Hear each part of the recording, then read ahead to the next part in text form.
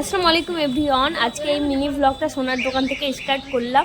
তোমাদের এর আগের ব্লগে বলেছিলাম যে বিয়েতে যেটা বউকে গিফট করেছি ওটার ফুল ডিটেলসে তোমাদের এর সঙ্গে একটা ভিডিও শেয়ার করব। তো এই যে ওটার জন্য আজকে আসা।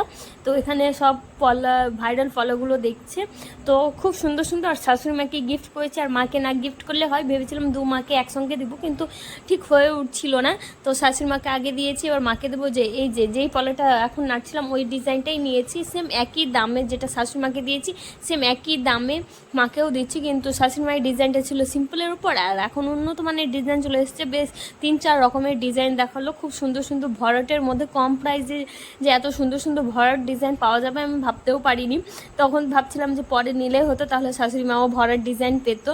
তো যাক, কোনো ব্যাপারই না। তো আমার ফলার সাইজটা একটু বড় লাগবে, তো আমার ফলাটা অর্ডার দিয়ে এসেছি। আর জুলিয়াপাও নিবে, জুলিয়াপা মেরুন কালারের মধ্যে নিবে, তো জুলিয়াপাও অর্ডার দিল।